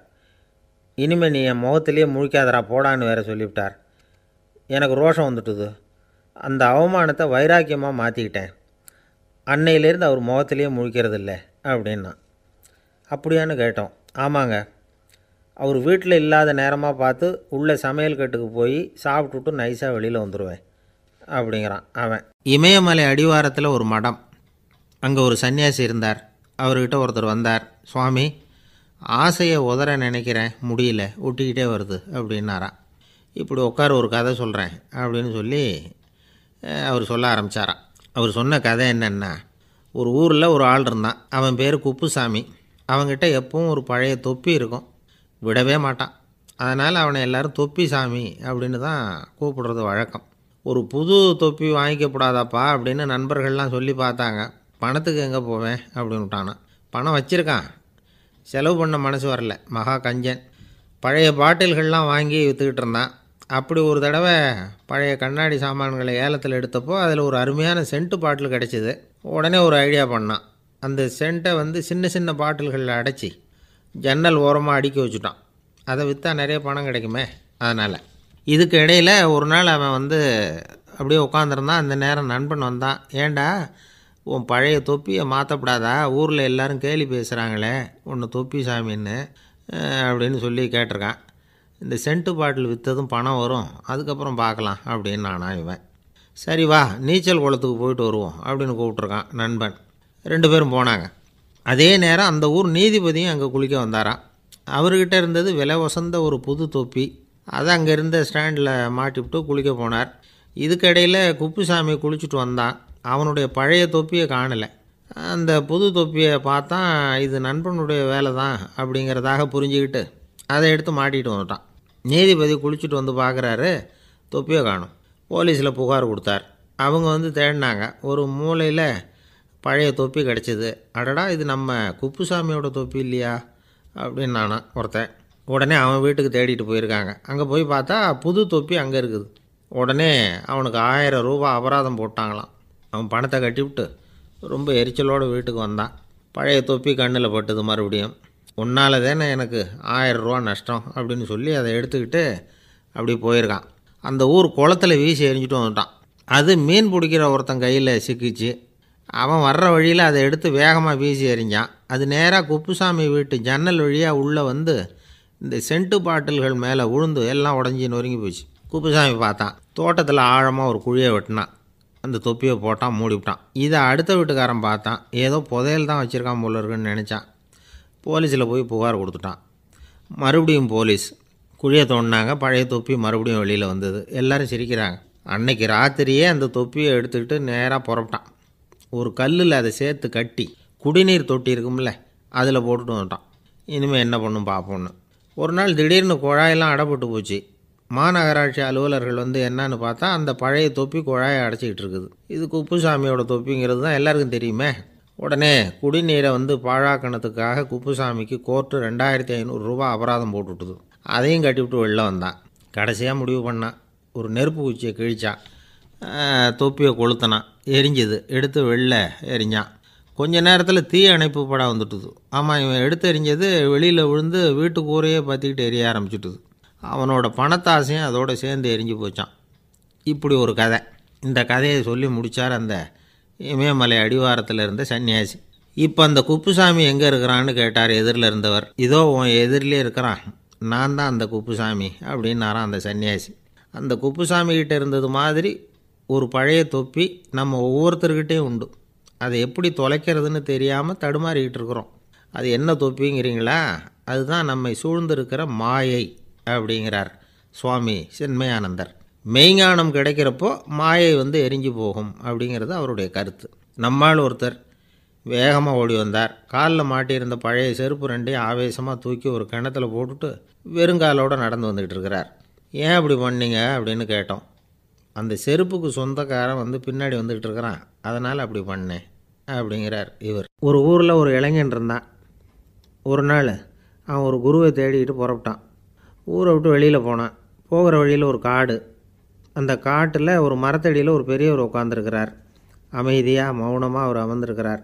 இந்த பெரியவரை விசாரிக்கலாம், குருவை தேடி கண்டுபிடிக்கிறதுக்கு இவர் ஏதாவது ஒரு வழி சொல்லி கொடுப்பார் அப்படின்னு நினச்சிக்கிட்டு அவரை நெருங்கினான். ஐயா, எனக்கு ஒரு குரு தேவை, எங்கே கிடைப்பார்? அவரை எப்படி அடையாளம் கண்டுபிடிக்கிறது? அதை பற்றி ஏதாவது விவரம் சொன்னீங்கன்னா நான் கண்டுபிடிச்சிக்குவேன் அப்படின்ட்டுருக்கான். பெரியவர் நிமிர்ந்து பார்த்தார். தம்பி, அது ரொம்ப சுலபம். அவர் வயசானவராக இருப்பார், என்னை விட சுமார் 30 வயசு அதிகமாக இருக்கும். அவர் ஒரு மரத்தடியில் தான் உட்காந்துருப்பார் அப்படின்ட்டுருக்கான். சரிங்க பெரியவரே, அது என்ன மாதிரியான மரம், எப்படி இருக்கும் அப்படின்னு கேட்டிருக்கான். பெரியவர் அந்த விவரங்களையும் சொல்லியிருக்கிறாரு. அது மட்டும் இல்லை, சந்திக்கிற நாள், நேரம், வினாடி முதற்கொண்டு எல்லா விவரங்களையும் துல்லியமாக சொன்னாராம். இவ்வளவு விவரங்களை இவரால் எப்படி சொல்ல முடியுது அப்படின்னு இவனுக்கு ஆச்சரியம். இருந்தாலும் அந்த பெரியவர் கடைசியாக ஒரு விவரம் சொன்னார். அது என்ன தெரியுமா? எப்படியும் நீ அவரை சந்திக்கிறதுக்கு ஒரு 30 வருஷம் ஆகும் அப்படின்னு சொல்லிவிட்டாராம். ரொம்ப நன்றிங்க பெரியவரே அப்படின்னு சொல்லிவிட்டு அந்த இளைஞன் புறப்பட்டுருக்கான். இப்போ அவனுக்கு குரு பற்றின விவரம் எல்லாம் கிடச்சிட்டுது, சந்திக்கிற நேரமும் தெரிஞ்சுட்டுது. ஆனால் 30 வருஷம் அவரை தேடி அலைய வேண்டியிருக்குமே. அவன் தேட ஆரம்பித்தான். காடு மலை எல்லாம் சுற்றி அலைஞ்சான். பல வருஷங்கள் தேடினான், அழுத்து போயிட்டான். கடைசியில் அவனுக்கும் வயசாகிட்டுது. கடைசியில் தன்னுடைய சொந்த ஊருக்கே திரும்பி போய்கிட்டு இருந்தான். அங்கே ஒரு மரத்தடியில் அவன் தேடிக்கிட்டு இருந்த குருநாதர் கிடைச்சார். யார் அவருன்னா, 30 வருஷத்துக்கு முன்னாடி வழி சொல்லி கொடுத்தாரில்ல அதே பெரியவர். அவருக்கு இப்போ 30 வயசு அதிகமாக இருந்தது. அதே மரம். அன்னைக்கு பெரியவர் சொன்ன அடையாளம் இப்போ பொருத்தமாக இருந்தது. இப்போ அந்த பெரியவர் சொன்னார், சரியாக வந்து சேர்ந்துட்டேன், வா, உனக்காக தான் நான் இவ்வளவு காலமும் காத்துக்கிட்டு இருந்தேன் அப்படின்னாரான். என்ன சொல்கிறீங்கன்றிருக்கான். 30 வருஷத்துக்கு முன்னாடி என்கிட்ட வந்தியே, அப்போவே என் காலம் வந்து முடிஞ்சு போயிருந்தது.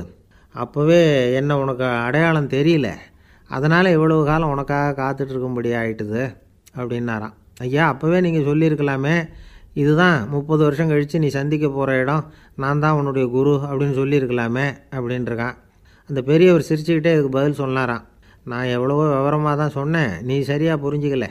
காரணம், அப்போது நீ போதுமான அளவுக்கு பக்குவம் பெற்றிருக்கவில்லை, அதனால் புரியும் சக்தி இல்லாமல் போயிட்டுது. அப்போது 30 ஆண்டு காலம் நீ அலைஞ்சி தெரிஞ்சிருக்கிற, அது காரணமாக இப்போ உனக்கு அந்த பக்குவம் வந்துட்டுது, அதனால தான் அடையாளம் காண முடிஞ்சுது, நானே உன்னுடைய குரு அப்படின்னாராம். இதிலேருந்து என்ன தெரியுதுன்னா, ஆன்மீகத்தில் மாணவனாக சேர்றதுக்கு கூட ஒரு பக்குவத்தன்மை தேவைப்படுது. ஒரு பெரிய ஞானி, அவர்கிட்ட சீடனாக இருக்க ஒருத்தன் வந்தான், எதிரில் நின்னான். ஞானி அவனை வெகு நேரம் உற்று பார்த்தார். அப்புறம் சொன்னார், சீடனாக இருக்கிறது ரொம்ப சிரமம்னார். நான் தயாராக இருக்கிறேன்னா. அது இன்னமும் சிரமமாச்சே, இங்கே வந்து குருவாக இருக்கிறது மட்டுமே சுலபம் அப்படின்னாராம். அப்படின்னா நான் குருவாகவே ஆகிடுறேன் அப்படின்னானா. இது போலவே இந்த காலத்தில் கதை ஒன்று உண்டு. ஒரு பள்ளிக்கூடத்தில் வகுப்பு ஆசிரியர் மாணவனை திட்டிக்கிட்டு இருந்தார். டேய், நீ 100க்கு 10 மார்க்கு தான் வாங்கிக்கிட்டு இருக்க, இவ்வளவு மோசமாக நீ படித்தா கடைசியில் மாடு மேய்க்கிறது கூட லாய்க்கு இல்லாதவனா ஆகிடுவேன், அதுக்கப்புறம் என்ன செய்ய போகிறேன் அப்படின்னாராம். பையன் தலையை சொரிஞ்சிக்கிட்டே சொன்னானா, சார் அப்படின்னா ஒன்று செய்கிறேன் அப்படின்னானா. இவர் கேட்டிருக்கார், என்ன செய்ய போகிறேன்னு. வேறு என்ன சார், உங்களை மாதிரி ஒரு ஆசிரியர் ஆகிடுறேன் அப்படின்னானா. எனக்கு இது மட்டும்தான் சார் தெரியும், இதை தவிர வேறு எதுவும் தெரியாது அப்படின்னு சொல்லிக்கிட்டே காலம் தள்ளுறவங்க ரொம்ப பேர். அவங்களெல்லாம் கஷ்டப்பட வேண்டியிருக்கும். ஒருத்தர் தன்னுடைய தொழிலில் ரொம்ப கெட்டிக்காரராக இருக்கலாம். அதுக்காக எப்பவும் அதே ஞாபகத்தில் இருந்துக்கிட்டு உலகியல் அறிவு இல்லாமல் இருந்துடக்கூடாது. அது ஆபத்து. இதுக்காக நம்ம தாத்தா பாட்டிலாம் ஒரு கதை சொல்லுவாங்களே, கேள்விப்பட்டிருக்கீங்களா? ஒரு சமயம் ஒரு 4 பேர் சேர்ந்து வெளியூருக்கு பிரயாணம் போனாங்களாம். அந்த 4 பேர் எப்படி தெரியுமா? ஒருத்தர் வேதாந்தி, இன்னொருத்தர் சங்கீத வித்வான், 3வது ஆள் வைத்தியர், 4வது ஆள் ஜோசியர். இவங்க 4 பேரும் நண்பர்கள். அதனால் சேர்ந்து புறப்பட்டாங்க. வழியில் ஒரு ஊரில் தங்கினாங்க. இருட்டி போச்சு. அதனால் இன்றைக்கி ராத்திரி இங்கேயே தங்கி இருந்துட்டு நாளைக்கு புறப்படலாம் அப்படின்னு தீர்மானம் பண்ணாங்க. சாப்பாட்டுக்கு என்ன பண்ணுறது? அங்கேயே கடத்தெருவுக்கு போய் சாமான்லாம் வாங்கியாந்து சமைச்சு சாப்பிட்லாம்னு முடிவு பண்ணாங்க. 4 பேர் இருக்கிறதுனால ஆளுக்கு ஒரு காரியமாக செய்யலாம் அப்படின்னு வேலையை பிரிச்சுக்கிட்டாங்க. வைத்தியர் கரிகாய் வாங்க போனார். வேதாந்தி எண்ணெய் வாங்க போனார். ஜோசியர் பலசரக்கு வாங்க போனார். சங்கீத வித்வானுக்கு சமைக்கிற வேலை. எல்லாம் சரி. ஆனால் நடந்தது என்ன தெரியுமா? கடைத்தெருவுக்கு காய்கறி வாங்க போனார்ல வைத்தியர், அங்கே போய் மார்க்கெட்டில் பார்த்தார். ஒவ்வொரு கறிகாயாக எடுத்து பார்த்தார். இது பித்தம், உடம்புக்கு ஒத்துக்காது. இது வாயு, உடம்புக்கு ஒத்துக்காது அப்படின்னு ஒவ்வொன்றா தள்ளினார். கடைசியில் ஒன்றுமே தேரல. வெறுங்கையோடு திரும்பி வந்துக்கிட்டு இருக்கிறார். எண்ணெய் வாங்க போனார் வேதாந்தி. அவர் ஒரு தொன்னையில் எண்ணெயை வாங்கினார். பேசாமல் அதை எடுத்துகிட்டு வர வேண்டியது தானே, முடியல. அவருடைய வேதாந்த மூளை சிந்திக்க ஆரம்பிச்சுட்டுது. இந்த தொன்னைக்கு எண்ணெய் ஆதாரமா அல்லது எண்ணெய்க்கு தொன்னை ஆதாரமா அப்படிங்கிற ஆராய்ச்சியில் இறங்கினார். என்னாச்சு தெரியுமா? அப்படி கவுத்து பார்த்தார். வாங்கின எண்ணெய் பூராவையும் வழியில் கொட்டிவிட்டு வெறும் தொன்னையோடு சேர்ந்தார். பலசரக்கு வாங்க போனார் ஜோசியர்.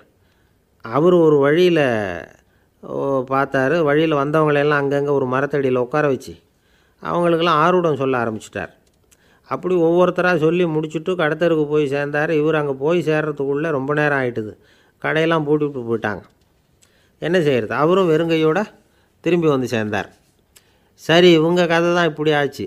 அங்கே சமைக்கிறதுக்காக உட்காந்துருந்தார் சங்கீத வித்வான். அவர் கதை என்னாச்சு தெரியுமா?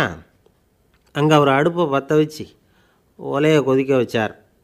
அதாவது ஒரு பானையில் தண்ணியை ஊற்றி அடுப்பில் வச்சார். அது கொதிக்க ஆரம்பிச்சிது. தண்ணி கொதிக்கிற சத்தம் இருக்குதுல்ல, அது இவருக்கு தாளம் போடுறது மாதிரி இருந்தது. ஒரே குஷி, பாட ஆரம்பிச்சிட்டார். பாடிக்கிட்டே உற்சாகமாக கையில் இருந்த கரண்டியால் அந்த பானையில் தட்டினார், தாளம் போடுறதா நினச்சிக்கிட்டு. அவ்வளவுதான், பானை பட்டுன்னு உடஞ்சி போச்சு. தலையில் கையை வச்சுக்கிட்டு அவரும் உட்காந்துட்டார். எந்த தொழில் தெரிஞ்சாலும் சரி, அதை புத்திசாலித்தனமாக பயன்படுத்த தெரியலன்னா ஆபத்து தான். அதுக்காக தான் இந்த கதை. ஒரு பஸ்ஸு டிரைவர் ரொம்ப கெட்டிக்காரர். பஸ்ஸை ரொம்ப திறமையாக ஆபத்து இல்லாமல் ஓட்டினதுக்காக பரிசுலாம் வாங்கினவர். அவரே ஒரு படகு ஓட்டுறதுக்காக அழைச்சிட்டு போயிருக்கிறாங்க, மோட்டார் படகு. அதையும் ரொம்ப திறமையாக தான் ஓட்டிகிட்டு போயிருக்கிறாரு. நடுக்கடலில் போனதும் படகு நின்று போச்சு. மோட்டாரில் ஏதோ கோளாறு. என்ன செய்யலாம் அப்படின்னு அந்த டிரைவரை கேட்டிருக்கிறாங்க படகுல இருந்தவங்கெல்லாம். அப்போ அவர் சொன்னாராம், கவலைப்படாதீங்க, ஒன்றும் பிரச்சனை இல்லை, எல்லோரும் கொஞ்சம் கீழே இறங்கி பின்னாடி தள்ளுங்க, மோட்டார் ஸ்டார்ட் ஆகிடும் அப்படின்னாராம். ஒரு காலத்தில் பிரஷ்யா அப்படின்னு ஒரு தேசம் இருந்தது. இப்போ ஜெர்மனி இருக்குல்ல, இதோட பெரும்பகுதி ஒரு காலத்தில் பிரஷ்யாங்கிற பேரில் இருந்தது. அப்போ அதுக்கு அரசராக இருந்தவர் மகா ஃப்ரெடரிக், அதாவது ஃப்ரெடரிக் தி கிரேட் அப்படின்னு சொல்லுவாங்க. அந்த ராஜாவுக்கு ஒரு சந்தேகம். நாம் பல வகையான வரிகளை விதித்து வசூல் பண்ணுறோம், அப்படி பண்ணியும் வருமானம் குறைஞ்சிக்கிட்டே போகுதே, இதுக்கு என்ன காரணமாக இருக்கும்? இதுதான் அவருக்கு ஏற்பட்ட சந்தேகம். ஒரு சமயம் அந்த அரசர் தம்முடைய அமைச்சர்களையும் பிரபுக்களையும் தளபதிகளையும் கூப்பிட்டு ஒரு விருந்து வச்சார். விருந்து முடிஞ்சதும் அவங்கள பார்த்து இந்த சந்தேகத்தை கேட்டார். வரிகள் அதிகமாக விதித்து வருமானம் குறையறதுக்கு என்ன காரணம் அப்படின்னு கேட்டார். பல பேருக்கு இதுக்கு சரியாக பதில் சொல்ல தெரியல. அனுபவசாலியான ஒரு தளபதி எழுந்திருச்சார். அரசே, அது எப்படிங்கிறத இப்போ உங்களுக்கு காட்டுறேன்னார். உடனே ஒரு பெரிய பனிக்கட்டி ஒன்றை தன்னுடைய கையில் எடுத்தார். அதை அப்படியும் எப்படியும் திருப்பி பார்த்தார். அப்புறம் அடுத்தவர்கிட்ட கொடுத்தார். அவரும் அதை அப்படியும் இப்படியும் திருப்பி பார்த்துட்டு அடுத்தபடியாக இருந்தவர்கிட்ட கொடுத்தார். இப்படியே இதை ஒவ்வொருத்தராக பார்த்துட்டு ஒவ்வொரு கையாக மாறி கடைசியில் மன்னர் கைக்கு போய் சேர்ந்தது. மன்னர் கைக்கு அந்த பனிக்கட்டி போய் சேர்ந்தப்போ அது கொஞ்சம் கொஞ்சமாக உருகி ஒரு பட்டாணி கடலை சைஸுக்கு ஆகிட்டுது. மன்னர் யோசனை பண்ணார், வரி அதிகமாக போட்டாலும் சேர்றது குறைவாக இருக்கிறதுக்கு என்ன காரணம் அப்படிங்கிறது அவருக்கு புரிஞ்சு போச்சு. காலம்தான் மாறிக்கிட்டு இருக்கே தவிர இந்த கையூட்டு வாங்குகிற பழக்கம் மாறினதாக தெரியல. இன்னொரு ராஜா இருந்தார். அவர் தன்னுடைய ராஜாங்கத்தில் லஞ்ச ஊழலே சுத்தமாக இருக்கக்கூடாது அப்படின்னு நினச்சார். அவர்கிட்ட பல்வேறு துறைகளுக்கும் பொறுப்பாக இருந்த பல பேரும் ரொம்ப சுத்தமாகவும் நேர்மையாகவும் இருந்தாங்க. ஒரே ஒருத்தர் மட்டும் எல்லார்கிட்டையும் லஞ்சம் வாங்கிட்டே இருந்தார். அவரை வேறு வேறு துறைகளுக்கு மாற்றி பார்த்தாரு. அந்த ராஜா என்னென்னமோ பண்ணி பார்க்குறாரு. எந்த வேலையை கொடுத்தாலும் அதுலேயும் லஞ்சம் வாங்கிறதுக்கு ஒரு வழியை உண்டு பண்ணிக்குவார் அந்த ஆள். ராஜாவுக்கு இது ஒரு பெரிய தலைவலியாக போயிட்டுது. இவர் என்ன பண்ணுறது, இவருக்கு என்ன வேலையை கொடுக்கறது, கொஞ்சம் கூட லஞ்சம் வாங்கிறதுக்கு சான்ஸே இல்லாத ஒரு வேலையை கொடுக்கணும் அப்படின்னு திட்டம் போட்டார். ஒரு நாள் அவருக்கு அந்த உத்தரவும் போட்டுட்டார். அதாவது அவருக்கு என்ன வேலைன்னா, கடற்கரையில் தான் அவருக்கு ஆஃபீஸ். அங்கேயே இருந்துக்க வேண்டியது. தினமும் எத்தனை கடல் அலை கரையில் வந்து மோதுது அப்படிங்கிறத கணக்கெடுத்து ராஜாவுக்கு தெரிவிக்க வேண்டியது. இதுதான் அவருக்கு வேலை. பேசாமல் அலையை எண்ணிட்டு உட்காந்துருக்கட்டும், அப்போவாவது அவர் லஞ்சம் வாங்குகிற சந்தர்ப்பம் இல்லாமல் போயிடும் அவருக்கு அப்படின்னு நினச்சார் ராஜா. இந்த ஆள் கடற்கரைக்கு போய் டியூட்டியில் ஜாயின் பண்ணிக்கிட்டார். ஒரே மாதத்தில் அங்கே சொந்தமாக ஒரு பிரம்மாண்டமான மாளிகை கட்டிவிட்டார். ராஜாவுக்கு இது பெரிய ஆச்சரியமாக போச்சு. அலையை என்ற வேலையில் அந்த ஆள் எப்படி பணம் சம்பாதிச்சார் அப்படின்னு விசாரித்து பார்த்தார் அக்கம் பக்கத்தில். அந்த ஆள் என்ன பண்ணியிருக்கிறாருன்னா, கடற்கரையில் போய் பொறுப்பை ஏற்றுக்கிட்ட உடனே அங்கே இருந்த மீனவர்கள்கிட்ட எல்லாம் இந்த கரையில் வந்து ஒரு நாளில் வந்து மோதுகிற அலைகள் எத்தனை அப்படின்னு கேட்டிருக்காரு. அது எப்படிங்க தெரியும்னு இருக்காங்க அவங்க. தினமும் அந்த எண்ணிக்கை தெரியணும். நம்ம ராஜாவுக்கு தினமும் அறிக்கை அனுப்பணும், டெய்லி ரிப்போர்ட்டு. தவறுனா நீங்கள் இந்த கடலில் போய் மீன் பிடிக்கிறதுக்கு ராஜாவோட அனுமதி கிடைக்காது அப்படின்ட்டுருக்காரு. உடனே மீனவர்கள்லாம் பயந்து போட்டாங்க. கடலுக்கு போகிறதுக்கு அனுமதி இல்லைன்னா பட்டினி கிடக்கிறது மாதிரி ஆகிடுமே. மெதுவாக அந்த ஆளுகிட்ட போனாங்க. காதோட காதாக சொன்னாங்க, ஐயா, எங்களால் வந்து கடல் அலையை வந்து எண்ண முடியாது. தினமும் எங்களால் முடிஞ்சதை உங்களுக்கு பணமாக கொடுத்துட்றோம். நீங்கள் தான் ராஜா கிட்ட சிபாரிசு பண்ணி நாங்கள் தொடர்ந்து மீன் பிடிக்கிறதுக்கு அனுமதி வாங்கி கொடுக்கணும் அப்படின்னு வேண்டிக்கிட்டாங்க. பணம் தினமும் வந்து சேர ஆரம்பிச்சுட்டுது. பதவியில் மற்ற பதவியோட இந்த பதவி எவ்வளவோ மேல் அப்படின்னு நினச்சிட்டான் அந்த ஆள். அது மட்டும் இல்லை, தயவு பண்ணி என்னை இந்த இடத்த விட்டு மாற்றி விடாதீங்க சார் அப்படின்னு வேற கேட்க ஆரம்பிச்சிட்டானா. காசியில் இருக்கிற கடவுள் காசி விஸ்வநாதர், அங்கே இருக்கிற தேவி காசி விசாலாட்சி. இவங்க ரெண்டு பேரும் ஒரு நாள் பேசிக்கிட்டு இருந்தப்போ கடவுள் சொன்னார், இந்த மனிதர்களை நாம் ரொம்பவும் நம்பிக்கையோடு தான் படைச்சிருக்கிறோம். இருந்தாலும் அவங்களுக்கு தான் நம்பிக்கை இல்லை, எதுலேயும் ஒரு உண்மையான நம்பிக்கை இல்லாமல் வாழ்ந்துக்கிட்டு இருக்கிறாங்க அப்படின்னார். என்ன அப்படி சொல்கிறீங்க? அதை பாருங்கள், எவ்வளவு பேர் காசியை தேடிட்டு வந்து கங்கையில் குளிச்சுக்கிட்டு இருக்கிறாங்க. அவங்களெலாம் நம்பிக்கை இல்லைன்னா இவ்வளவு தூரம் தேடிட்டு வந்து இங்கே குளிப்பாங்களா அப்படின்னு நாங்கள் தேவி. சரி, அதை சோதித்து பார்க்கலாம் அப்படின்னு ரெண்டு பேரும் முடிவு பண்ணிக்கிட்டாங்க. உடனே ஒரு திட்டம் போட்டாங்க. அது எப்படின்னா, நாம் ரெண்டு பேருமே பக்தர்கள் மாதிரி உருவத்தை மாற்றிக்கிட்டு கங்கை கரைக்கு போக வேண்டியது. நான் வந்து கங்கையில் இறங்கி குளிக்கிறேன். கொஞ்ச நேரத்தில் சுழலில் மாட்டிக்கிட்டது மாதிரி நடிக்கிறேன்.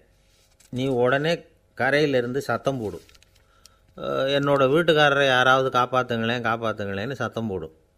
அதோடு இன்னொன்று சொல்லு, யாராவது ஒரு புண்ணிய ஆத்மா அவர்கிட்ட போய் அவருடைய முடியை பிடிச்சி இழுக்கணும். அப்படி ஒரு சாபம் இருக்குது எங்களுக்கு. புண்ணிய ஆத்மா, அதாவது எந்த பாவமும் செய்யாத இல்லாத ஒருத்தர் தான் அவரை காப்பாற்ற முடியும். அப்படிப்பட்டவங்க யாராவது வெள்ளத்தில் குதித்து என்னுடைய கணவரை காப்பாற்றுங்கோ அப்படின்னு நீ சத்தம் போடு, கூச்சல் போடு, என்ன நடக்குதுன்னு பார்க்கலாம் அப்படின்னார் கடவுள். சரின்னு சொல்லி ரெண்டு பேருமா சாதாரண பக்தர்கள் மாதிரி கங்கை கரைக்கு வந்து சேர்ந்தாங்க. அவர் இறங்கி குளித்தார். திட்டம் போட்டது மாதிரியே சுழலில் மாட்டிக்கிட்டது மாதிரி கத்துனார். கரையில் இருந்த அந்த அம்மா, ஐயோ என் கணவரை காப்பாற்றுங்களேன், யாராவது காப்பாற்றுங்களேன்னு கத்துனாங்க. பல பேர் ஓடி வந்தாங்க. உடனே இவங்க, பாவம் இல்லாத புண்ணிய ஆத்மா ஒருத்தரால் தான் என்னுடைய கணவர் காப்பாற்றப்படணுங்கிறது விதி, அப்படி ஒரு சாபம் இருக்குது, அதனால் புண்ணிய ஆத்மா யாராவது அவர்கிட்ட போய் அவர் முடியை பிடிச்சி தூக்குனா அவரை காப்பாற்றி போடலாம் அப்படின்னாங்க. இவங்க இப்படி சொன்னதும் எல்லோரும் திகைச்சு போய் நின்றுட்டாங்க. ஒவ்வொருத்தருக்கும் அவங்க செஞ்ச பாவம்லாம் ஒவ்வொன்றா ஞாபகத்துக்கு வர ஆரம்பிச்சுட்டுது. சரி, இதுக்கு நாம் லாயக்கு இல்லை அப்படின்னு சொல்லி ஒதுங்கி போக ஆரம்பிச்சிட்டாங்க எல்லாம். இந்த சமயத்தில் யாரோ ஒருத்தர் வேகமாக ஓடி வந்தார். ஆற்றுல குதித்தார். அவர்கிட்ட போனார், முடியை பிடிச்சார், தூக்கினார், அவரை காப்பாற்றி கரைக்கு கொண்டுட்டு வந்துட்டார். அப்படி காப்பாற்றின அந்த ஆளை இவங்க ரெண்டு பேரும் தனியாக கூப்பிட்டுக்கிட்டு ஒரு மண்டபத்துக்கு வந்துட்டாங்க. வந்து விசாரிக்கிறாங்க. நீ யாரப்பா அப்படின்னு கேட்குறாங்க. ஏதும் தெரியாத மாதிரி. நான் இந்த ஊர் அன்ன சத்திரத்தில் வேலை செய்கிற ஒரு சமையல்காரன் அப்படிங்கிறார். நீ கங்கையில் குளிக்கிறது உண்டான்னு கேட்டிருக்காங்க.